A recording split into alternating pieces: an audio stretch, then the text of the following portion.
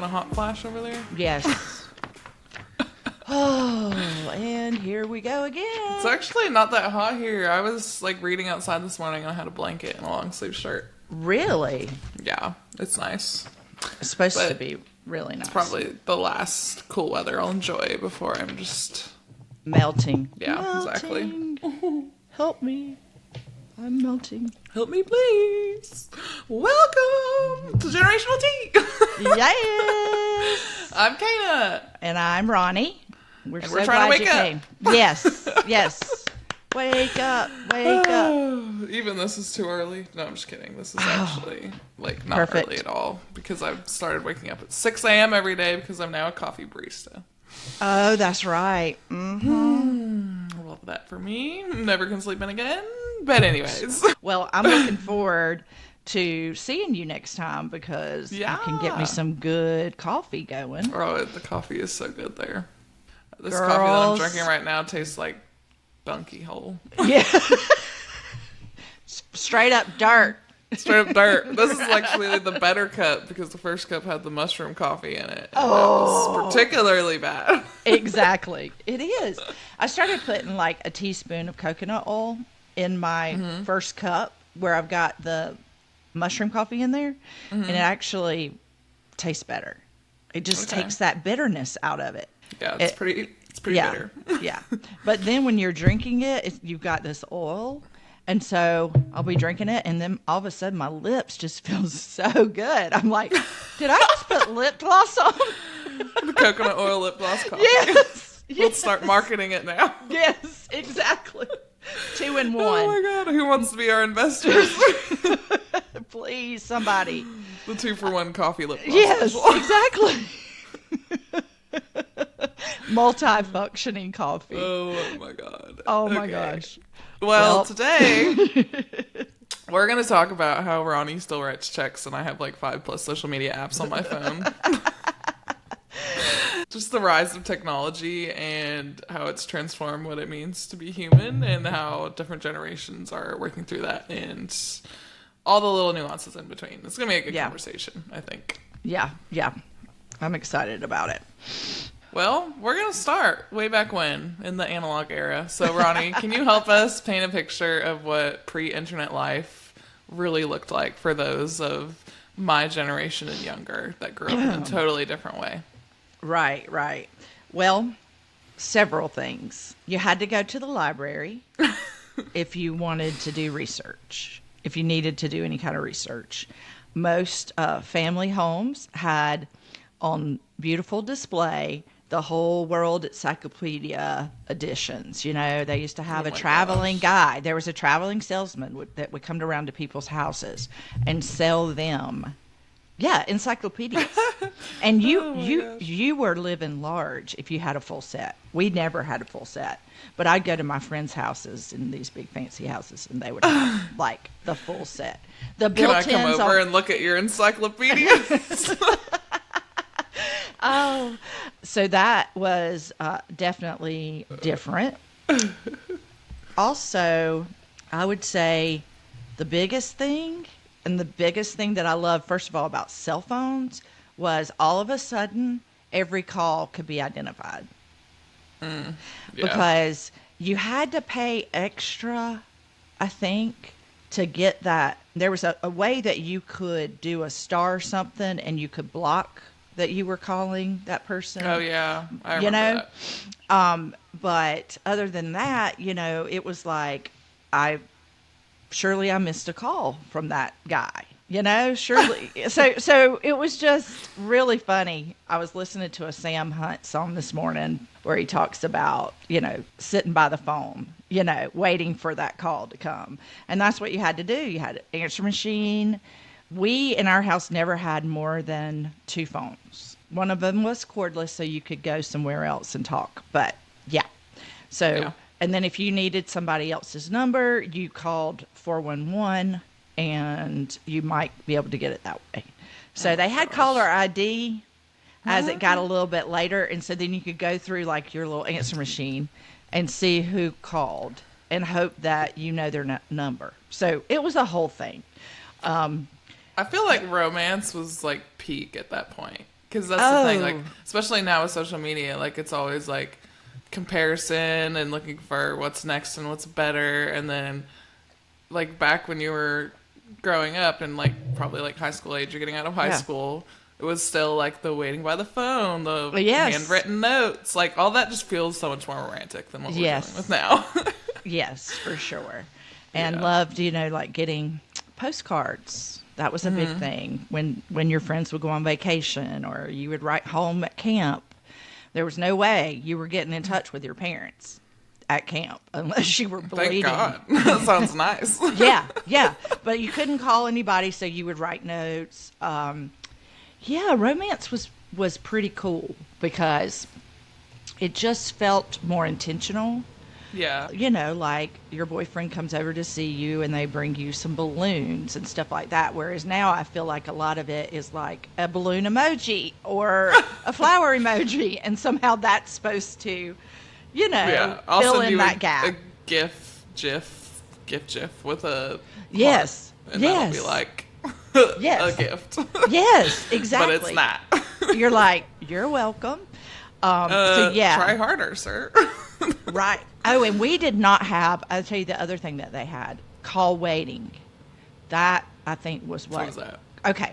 So call waiting was you could be on the landline and someone else could be trying to call in. Mm-hmm. And if you had call waiting, you could put the other person on hold. So if you had that feature, you didn't have to lose a call if you were on the phone. But just imagine, like, calling people and getting a busy. Oh, I know that sound. You know that sound? And then you just keep calling back, and you're like, they're talking to someone. I just don't know who that is. Oh, was it ever a situation of, like, you're trying to call your boyfriend, but it's just constant busy line? You're like, is he talking to another girl? Absolutely. Or have they taken it off the hook and they just don't want to talk to me? Because people, you could just take your phone off the hook for a while and nobody could get in touch with you. Okay, so still some of these same issues, they just manifested in very different ways. Exactly. So, yeah. And then there was like star 69 that you could do to where your phone number didn't show up when you called. So that was our, like, sneaky part of us. That's all we had. All we had. I remember being like middle school or younger, and we would do prank calls. I don't remember. It was like star something. I don't know if it was the same thing, but we would try and prank call like our family members so they didn't know who was calling. Honey, we would prank call the school. We would prank call the school, our neighbors, and say, "Is your fridge running? You better go get it." I was just thinking that. I was like, what's the one prank call where your refrigerator's running away? That is a classic. Mm-hmm. Absolutely classic. So, yeah. And the other thing was, if you, at school, like, when you put down your information, you put down your home number. If you didn't include, like, a work number for your parents, you could interrupt. You could interrupt communication between your school and your parents. Oh, God. And I definitely aced that one. Oh, A+. A++. Like, the information was scarce. Obviously, there was not really any real-time information other than what was on the news, like, right then or whatever was going on. So you would always have more of, like, a face-to-face. Which we definitely miss that in my generation. Yes. And I think that's why we're the most social but lonely. Like, it's almost like with food where we say you're overfed and undernourished. Mm-hmm. We're like, we're over-communicating, but still very lonely. Like, feeling lonely in a room. It is not fulfilling. It is not fulfilling at all. I think it's so cool. And if I, were a younger person, I would definitely, especially if I was, like, looking for somebody or knew somebody that you really love, like, go back and take some of that we had and just kind of weave it in. It doesn't have to be an all or nothing kind of thing. I Oh, still yeah. love getting like a birthday card in the mail and stuff like that. Yeah. That didn't happen a whole lot, but I still like my mom and Yeah, some my folks like that. grandparents still do that for the most part, Yeah, which yeah. it's a nice touch. It's It very, is nice. it's something to look forward to for sure. Yes, yes. Well, yeah, I definitely agree. There's a lot of upsides to that we're missing today. Like you said, like the deeper in-person connections where we're more connected than ever, but are we really? No, we're not. Yeah, we're lonelier than ever. Yeah. Also, like fewer distractions because that's a big thing today. I feel like my generation is getting ADHD just because of like the instant gratification of using social media and how addictive it is. I feel like we're all just on like a very short time span, and Yeah. that's something that your generation didn't struggle with. And good on you because it Right. sucks. Right. Also, the slower information lowered the pressure. Yeah. Some of the upsides, though, like we had said, deeper in-person connections. The one that I found once my kids started getting into social media was like in our day, if you didn't get invited to the party, you didn't even know there was a party until Oh, yeah, Monday. that's nice. That was huge, huge, huge, huge. That's the thing that I saw that really like steered wrongly when all the communication options came up, because now all of a sudden you're seeing pictures and videos in real time and you see all these people that are at this party and you're not invited. So now you've spent, all weekend putting yourself down or trying to figure out who you offended or why that didn't happen. And, you're a wreck. Whereas with us, it was like, oh, did you go to that party the other night? Well, no, I guess I wasn't invited. Well, it's 3 days past, so everybody's over that anyways. Yeah. Oh, So gosh. I definitely felt that. Yes. Just yes. like constantly seeing how other people, as a teenager that was deeply insecure and socially anxious, seeing like all these kids that are in my age, my grade, doing all this fun stuff. And I'm like, what's wrong with me? Why didn't I get invited? Why am I not cool Exactly. enough to hang out with them? And it absolutely Exactly. destroyed me. So Yeah. yeah, that part Yeah. for sure. Yeah. So I think that probably is one of the biggest, other than, just comparing, but they go together, like comparing yourself to everyone else. And Yeah, we've yeah. all heard it so many times, but it is true. People are only highlighting the peaks of their day and their life. And like, I know people who will down to the minute try to figure out when they want to post something based on how many people log in at that time. At what time? Yeah. Yes. Like you wanted to post it like around 5 or 5:30, so when people got off work and they check their internet or they check the social media, you're going to definitely get more hits that way. Yeah. And I'm just like, I can't be bothered by that. That is No. just exhausting. For sure. Well, some of the downsides, because there are some of those, because whether technology has harmed or helped us in Yeah. the long run, it has helped us in a lot of ways. So, Yes. the downsides were obviously the less access to information. So, Yes. that I think is something that's great nowadays. Dangerous, but great. Yeah. Fewer global perspectives. Like I said, I think we are more connected than ever, and whether those connections are unfulfilling or not, we do have access to people from all over the world, so that we have a greater understanding of I think humanity as a whole, and that is empowering. And that's an empowering connection in itself. Yes. I feel like there was also a higher stigma on things like mental health and self-expression, because when you were living in this tiny town your whole life, communicating with the same exact people, and maybe you weren't pursuing more information, I feel like a lot of those things like mental health and self-expression and just being open-minded was more stigmatized back then, just because, you didn't have access to information to change your worldview. That's just how it was. Right. As far as the worldview, not having that's how people were able to just almost isolate and not go outside. So if you go to the same church, the same school, the same meetings, then you kind of just identify with the people that are in that room. You don't you didn't have the access to know, hey, there are lots of people who think differently than I do, or think differently than what I'm living in. Yeah. Maybe this is not 100% okay. Yeah. That kind of thing. So Yeah. I That's a huge definitely, benefit. right. And like you were saying about the mental health and self-expression, I feel like there wasn't a medium, I hope I'm saying that right, to Yeah. do that. It just wasn't accessible for you Yeah. to express your feelings. And I think that social media definitely, and just all that helps us, because if we're following the right people and we know who the person is underneath, I feel like there's so much that can happen just by connecting with someone else and realizing I'm not the only one that's dealing with this. Yeah, yeah, yeah, absolutely. Yeah, Yeah. that's a great point for our next one. Like, less medium, once again. Yes, There was yes. less medium for expressing feelings, because that's what I do love about social media, particularly TikTok and my generation, is like it's a freeing space for people to just express how they think and for other people to like consume it and just like learn by not necessarily like you're learning from this random influencer and being like, oh, she believes that, I believe that. Or she's feeling this, I'm not feeling that, whatever. Like, I think it's just very beneficial for us to have a way to express feelings and learn across many different generations all over the country, all over the world, like what people are feeling, what their opinions are and thing, what their experiences are. Because I think when you have a better understanding of humanity, you're better able to help it.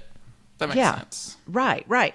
And dysfunction has a hard time repeating itself once you realize that there's other options. Yeah, that's for And, sure. just the whole thing about if you didn't talk about it, it doesn't exist, that can really quickly back you into a corner and you can feel so isolated. So while extra social media can be isolating, not having that, I feel like, is more isolating. It can allow generation after generation of just dysfunction because it's all you knew. It was all the people that you knew around you. And you didn't really have options to, like, I would have loved to have had somebody that could talk to me about Hindu or Buddhism or, like different ways of life. Or, I maybe knew two friends that's parents were divorced. That was it. Wow, yeah, Yeah. that's totally different than Yes. And I what I think some saw. of that, yeah. And I think some of that was people stayed in it because they didn't know there was another option. Or, Yeah. or better yet, stay in it but utilize the tools that you have. And then if it doesn't work, like nowadays, I feel like you've got all these options and you can make a more educated decision. You can also learn how to better communicate. I think about guys just in general, males, and how freeing it must be for them to be able to communicate, especially just Southern. Like the man was always strong, and we already talked about that in a previous episode, but it definitely squashed a lot. And so men were just, they shouldn't express their feelings. That was frowned upon. To Toxic. be, yeah, to be emotional was frowned upon. Golly. Yeah. Yeah. Well, I think that's a great point just about dysfunction in general. Yeah. And growing up thinking that everything is normal when really it's very dysfunctional. And that's definitely something technology and social media has brought is like maybe you had dealt with abuse in your family growing up Yeah. and no one ever talked about it, but you find these people on social media that experience the same thing and then you have watched or listened to their journey coming out of that and changing that and like breaking that generational curse or just like giving you a space to feel like, okay, this was Right. not okay. This is what it did to me. But like, I acknowledge that, and here's how I start to heal. Yep. Like, just that in itself. And also what you brought up about women, like historically, women, especially like women in faith of the South, feel like divorce is wrong. Yeah. And so, like, you made a great point. Like, they didn't think they had any other option. But No. now that we have access to people all over the world, all over the country, like, we know that that's not the case. Right, right. I mean, even if I'm all about like try to make it work in any way possible. Yeah, absolutely. And I feel like obviously we have all that at our fingertips. And I think honestly, I would love to know, and maybe we should look this up one day, the divorce rate and how it might be changing a little bit because people now have access their toolbox is bigger, and it's got more things. So I would I'm hope. sure it's vastly different. Yeah. Especially in certain parts of the country. Exactly. Tell me about growing up online. This is very interesting because I've not had this kind of conversation with my children. Yeah. Oh, boy. So this is good. Well, to preface my experience growing up online, I will say, like, I didn't even have a phone until ninth grade, and it was like a flip phone where I didn't have access to the internet or whatever. But like probably by sophomore year in high school, I had social media, I had a smartphone, I had all of that. But I feel like that was kind of delayed for me when it's especially now, like the generation coming up behind me, like they have phones from when they're like single digits, which is crazy to me. But anyways, I'll just speak to my experience. Yes. And I think my parents saw the harms in social media, and like that's why they delayed me getting access to that for so long. But I also don't feel like they fully acknowledged, like when I did have it, the harm it could do to me, and safeguarding against that, or at least having conversations with me about that. And I'm not railing on my parents. I think they did the best they did with what they knew, and which wasn't very much because they're from an older generation. Yeah. But I do think a digital childhood equals an identity crisis in HD, literally. Mm-hmm. Like, it was bad. My self-worth was tied to engagement and how many followers I had, and I was constantly trying to be like the people I considered were cooler than me on social media, which is very dangerous. And I think it was particularly bad for me because I don't feel like my sense of self-worth or self-esteem was cultivated to that point to where I could handle that. I was very socially anxious. I was very insecure. And social media just made all of these issues like tenfold worse. It was bad. That manifests itself in a day-to-day situation. Well, I think obsessing over social media, for one, like always looking at like what I posted, how many likes I had, like constantly scrolling my feed. I think like very distorted thoughts on like my body and like my self-worth, that was very distorted in my brain, and I was constantly trying to figure out how to get to this very unrealistic point, hoping that people would like me. Like, looking back on it, my thinking was so distorted about myself and about others around me, and it's sad. It sucked, and I also had mental health issues. So like, all of this was just coming together to create this storm where I was going to be a very deeply insecure person and like just a shell of the person I am now for years and years and years. So I think it's very, very dangerous. Like we just said, I acknowledge all the benefits of it, but I think it's important for parents coming up now to have boundaries and ways to safeguard their children. And I also think that they should be having open conversations like this. And like when I have kids, I'm going to plan on telling them everything that I'm talking about now and how it affected me and how I don't want that to happen to them. So I do think it's very useful, but like you have to be very careful and you have to have boundaries, because all of this constant exposure to these curated online lives, these highlight reels, are going to affect self-esteem and create unrealistic standards, I think, no matter how grounded you are at a young age. So handle with care. I have another question. Mm-hmm. So you were socially awkward. So it was difficult. I mean, you said that. Homeschooled. That's why she's so smart. No, I was just wondering, you had this tool to maybe communicate with more people, but then the backside of that was the further decline of your self-worth in your mind. Did it cause you to be less social? Did it isolate you, I guess is what I'm asking. I would say yes, that's one of the many factors in which I was like self-isolating. But it made it, I feel like in itself it's an escape from reality. And so when I was feeling very socially anxious or depressed or just feeling like I wasn't good enough for the world or I didn't fit in, like I just resorted to social media because yes, it was addictive. And like also funny videos. Yes. Like it's just a lot, and looking back at it I'm like, wow, I guess I was a teenager, but I'm like, dang girl, didn't you see what was happening? Wow. Yeah. I feel like with you and my kids' ages, we dodged a bullet. I mean, we were right on the cusp. On the remember Garrett. Yeah. Yes, I feel like Garrett there was no really Facebook until almost he was in college. Mm-hmm. And then Weston was, older, which he's never really been.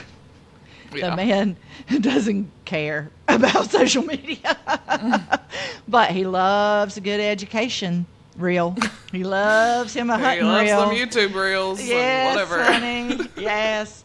But yeah, so I definitely, I would love to hear from maybe somebody that's early in college and see how Yeah. different it was Well, for yeah. them. So Because I'm I feel like and okay. I'm in Gen Z. So if any of our listeners, you're younger than that and you maybe had a different experience where you literally grew up online versus where mine was kind of delayed, let us know what you think. We're Yeah. curious to hear because Yeah, for I sure. can't imagine it would be better than the experience I had, but also I don't know. I think parents nowadays are more highly sensitive to what's happening and the result of all these things, which is great. And there is a lot of research coming out now to support it. For example, there is a lot of studies that highly link anxiety and depression to trying to maintain an online persona in whatever form or whatever site or app. So Yeah. there you go. Want to just handle with care. Handle with care. Yeah. Let's talk about some of the pros before we get back into more of the cons, because there's a lot of cons. Yeah. I like the pros though. And we've kind of already kind of talked about them just based off of what we see that your generation didn't have, and that is like community access, learning tools. Yes. I Yeah. feel like now that I understand the harms of social media and I can create boundaries and safeguard myself from them, I love having access to all this technology because I want to pursue truth and I'm a learner at heart, and having all this information is just like, I don't know, I love it. It's like food for my brain. It's great. And then also global awareness. I think it's great. I'm a person that's very interested in politics, like in our country and also globally. So being able to see what's happening in real time, even though it's really depressing, is something that I think is a great benefit. Yeah. As long as you're not like constantly consuming depressing news, because that's also dangerous. And I've struggled with that. So yeah. Yeah. Let's get into the cons. It's time. Like I said earlier, we're all getting ADHD, chronic overstimulation, short attention spans. Like, it's crazy to think about, and I don't feel like we have a ton of long-term studies quite yet, just because of how new a lot of this technology is. But like, I'm just worried what it's doing to our brains in the long term, because I consume more information in a day than someone else that was way in the past probably consumed in a whole year. Yeah. You know, like It's sometimes true. it's that real, and I'm like, I don't feel like I'm meant to be doing this as a human, but like it's here and I can see the benefits, so I just got to be careful and use it. But Yeah. that's the reality. And you know, like we were talking about superficial connections and also the pressure to like brand yourself or like fit into social groups based off social media and all Yeah. this like performative living we see. That's really dangerous too, especially when you're a young woman that's struggling with identity or a young man struggling with identity. So, yikes. Yeah. It's a trap for sure. I'm looking at this pressure to brand yourself as young as 12, or probably even younger now. I get sick when I come across people on TikTok that are very young and they're making like these very detailed videos, and like I feel like I can see the inner child in them and what they're trying to get out of social media, and it just like it makes me feel so sad, because I'm like, oh my gosh, you're a kid, go enjoy your life. Yeah, Stop go worrying ride about your all this bike. stuff. Yeah. Oh my gosh, it makes me sad, but Yeah. it's the world we live in now. But anyways, Yeah. so a research study that came across indicates that intense use of social media, which I feel like is a lot of my generation and younger, lead to changes in brain structures associated with attention and social behavior. So that reinforces what I've been saying, that we're all getting ADHD and Yeah. we're all becoming increasingly more isolated. Yikes. Well, we're dopamine junkies. With everything. With every like, with every positive thing that happens, it's a shot of dopamine. It's like getting high, getting high, getting high. And then also like the random scrolling. You know, it's just people get online and they just scroll through and until they're tired, and then they go to bed, and you know they've just not dealt with life. So Yeah. it can be an escape. That is, And you want to make sure you're using it in a yes, healthy way. right, right. That you're moderation. not. Yeah, I mean, just go to dinner. I would challenge anybody to go to dinner and just sit around and watch Yeah. and Don't get on your phone. see how many people are on their phones, who's actually having a conversation, and it will shock you because it is so sad. And these aren't just young people. These are people my age, maybe a little bit older. Yeah. It's sickening once you start to see it everywhere. Yes. How Yes. reliant we are on it. Yeah. I do feel like my generation and younger has lost the ability to just like sit in happy silence with themselves. Yep. Which is golden. If you can sit in silence in a room full of people and not feel like you've got to fill in every gap with something, that to me is one of the truest marks of maturity. Yeah. Period. And just like peace with yourself. Yes. Too. Like I find it so hard to do this. Like I've gotten better at it, but like I probably couldn't sit down for 2 hours by myself and just be chilling. You'd be in a book. And I think it comes from a lot of different things, like hustle culture, my own experience of perfectionism, and also imposter syndrome makes me feel like I can't just sit and enjoy time without feeling like, you know, I have to be doing something to whatever. Right. And also like social media and stuff, like all this exposure to comparison culture and fear of missing out, performative living, and this like idea that you always have to be pursuing this better version of yourself or you're lazy. Like that's so dangerous, but it definitely affects the way I view like self-care time. And so I'm trying to rewire my brain out of that. And like I don't have to feel all this tremendous pressure all the time to be doing X, Y, and Z where I am X, Y, and Z, you know? Yeah. That being able to also to like just relax. Many of you know that Jim, my husband, lost his job in September of last year, and we just weren't really sure what was going to happen with that. And after multiple attempts to find a different job, given his background and his work history, just nothing panned out. And I really didn't know how that was going to look. But I tell him often, and I really mean it, the fact that he's okay to just relax, to take an afternoon nap, that his self-worth is not directly tied with his productivity, which that is a big gap too. Yeah, that's great. That's a big Props, gap. Jim. Well, because our parents, and especially his mom, you know, grew up on a farm.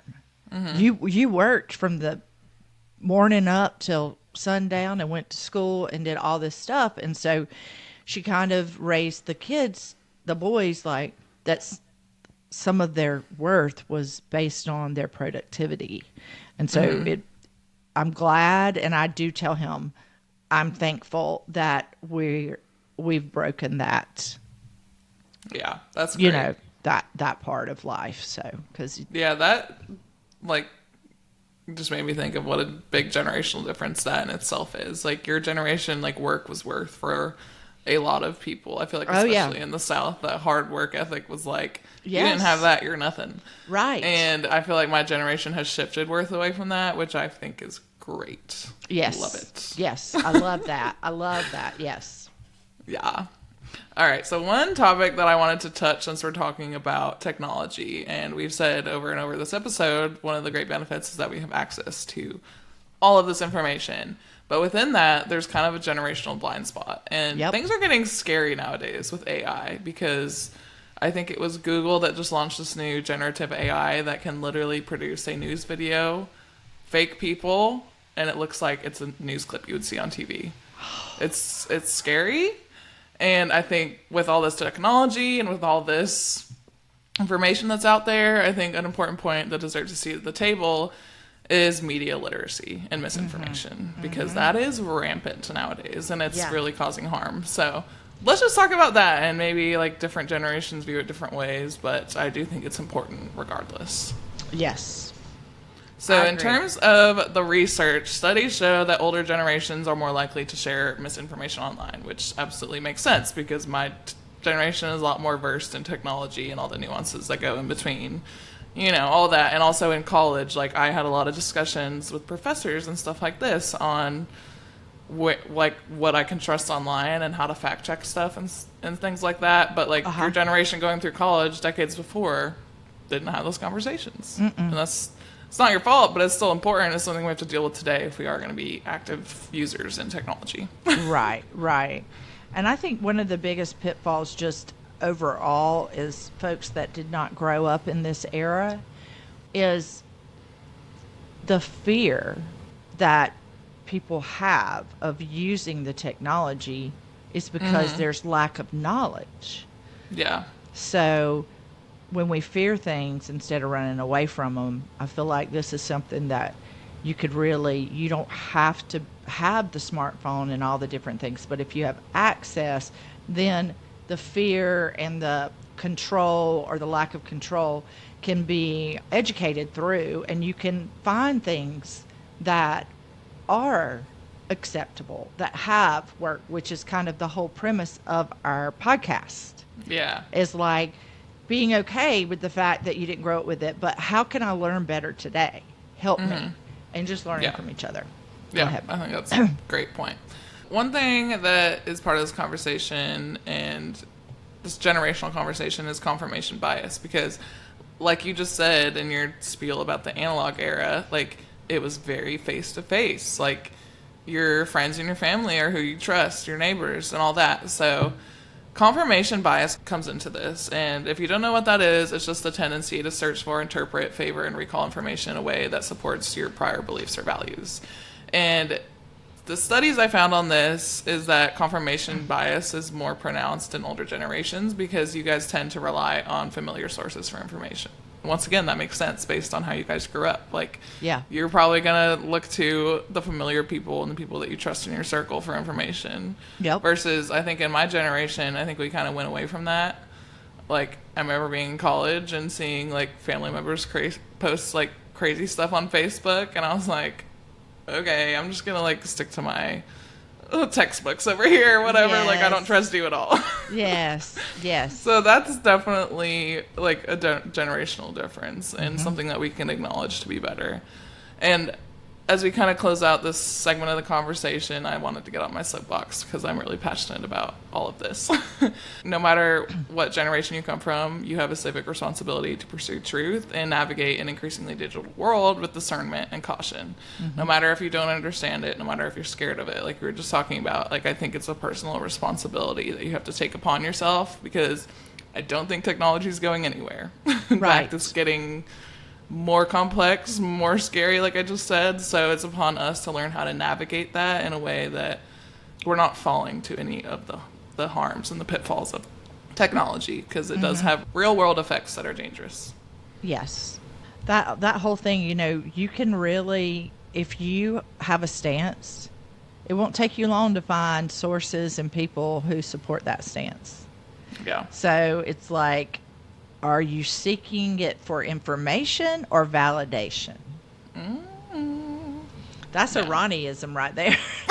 Because I do feel like, and we've talked about it because we are very different politically, and but I pray that if I've done anything, it would be to be open to your views, to Dawson and Garrett's, to Weston's, you know, just not always looking.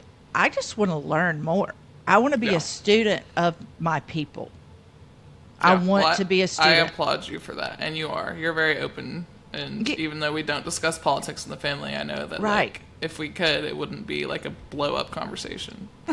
No, not at all. Because, again, you have to think, am I searching for this because I want to know more, or because I want to find people that agree with me? Yeah. And so many of the times we're not even like asking ourselves that question. No, but if we started with that. Yeah, in the past I realized that I was consuming a lot of media that agreed with me, and now I like purposely go out of my way to see like, what is this political party saying? What is this political party saying? Yes. What are people saying about this? What are people saying about this? Because it is so dangerous when you're not asking yourself that question, because then you find yourself 5 years down the road and someone disagrees with you and you like freak out and have a crisis or whatever. You're angry. Like it's very ugly. Right, we have to be open-minded to each other. We can't fall trapped in the mindset of like us versus them. Yes. Like it's all of us in this together. We have to work together. Yeah. Yeah. And I mean, I don't want to wake up in 5 years and say, man, that was a farce.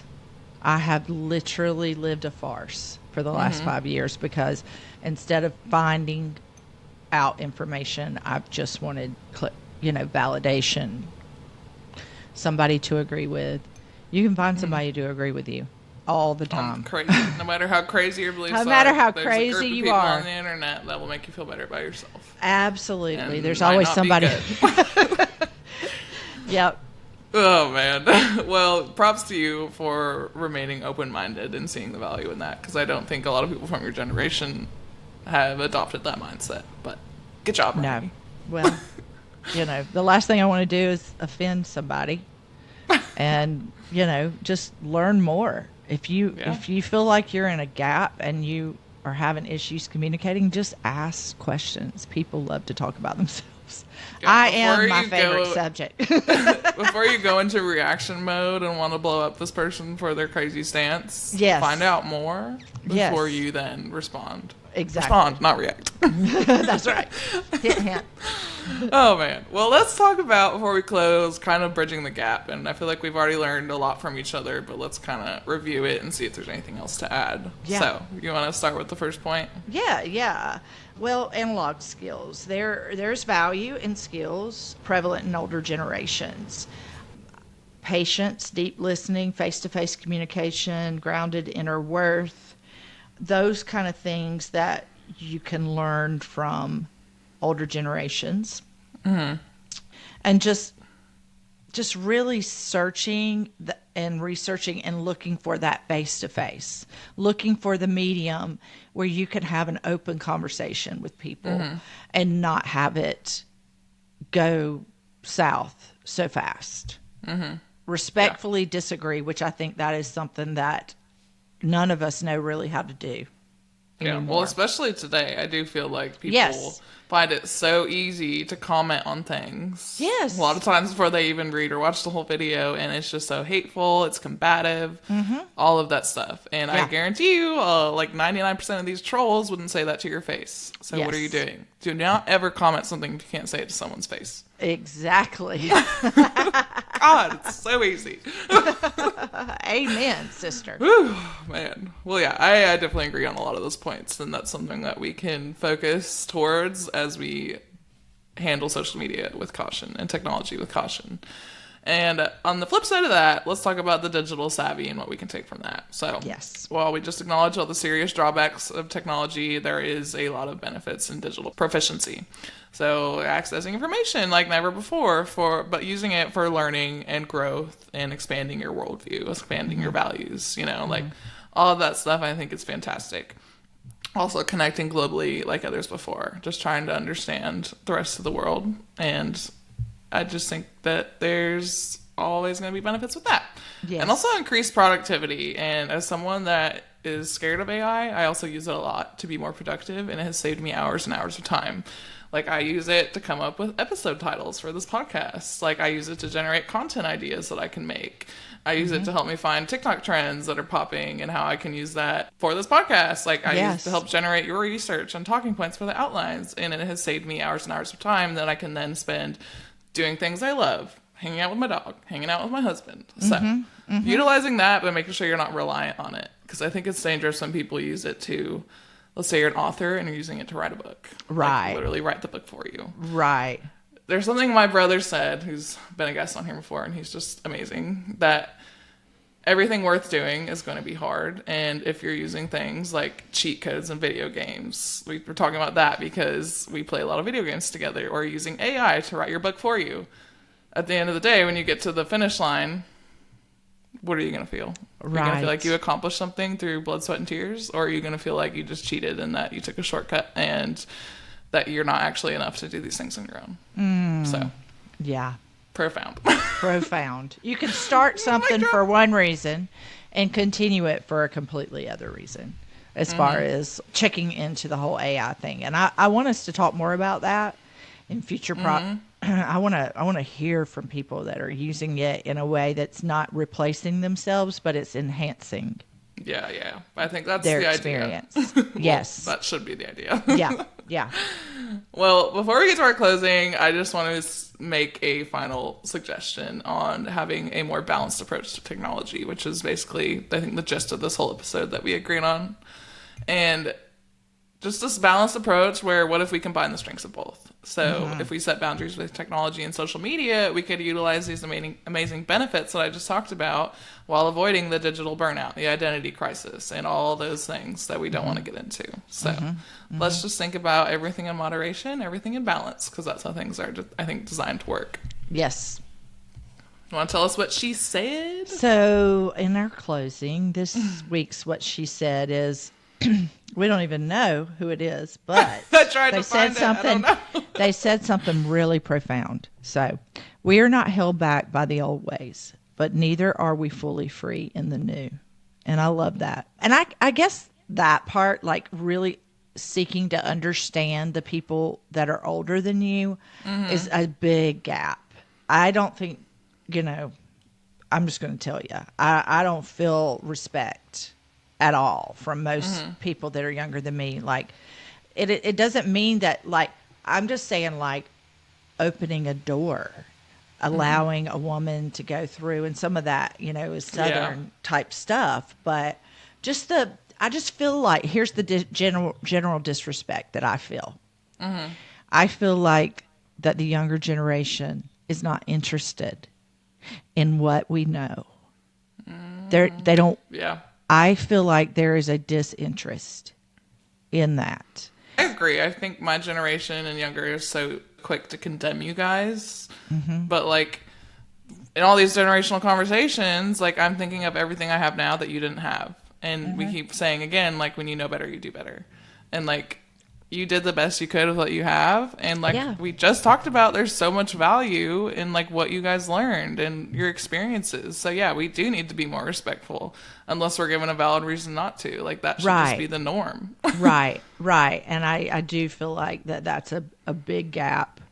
But I think what you're saying, and just considering what we had or didn't have, that takes compassion. Not a lot of people have that, sadly. Nope. Just crazy. But we're so excited about what's going on with us and feedback that we're getting on just, like, highlighting different generational stuff. So we want you also, there's a challenge. All right, Kana, give the challenge. We want to invite you this week, just a little mini challenge, reflect on your uses of technology in the digital age. Do you have boundaries? Are they working? Do you need more? Do you need less? How can you ensure that you're not consuming propaganda and misinformation?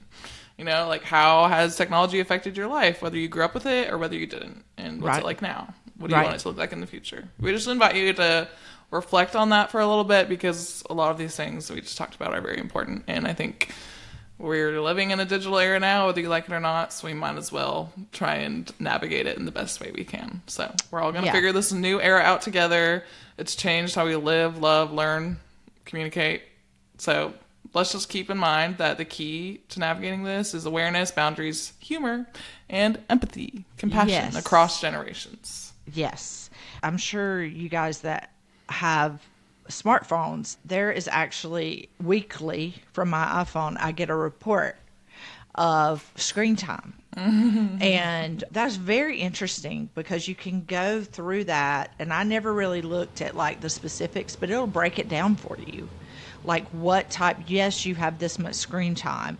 How much of it is, on social media? How much of it is something else? But that will open your eyes. So that's a good way to kind of just measure yourself. Yes. Well, if you thought our generational conversation today was very interesting, you liked it, you learned a lot, made you think a lot, share it with a friend, because word of mouth is huge for us. And before you go, we would love it if you would leave us a review, because we love your feedback, and we also love building our show. That's the goal here. Because we want to be able to have these generational conversations, and not only just our voices speaking, but all of you guys chiming in as well, because hopefully you guys are also from different generations and different backgrounds and stuff like that. So that is the generational tea. Big time. Well, and that's the tea. Thank you guys. Have a great week. We'll see you next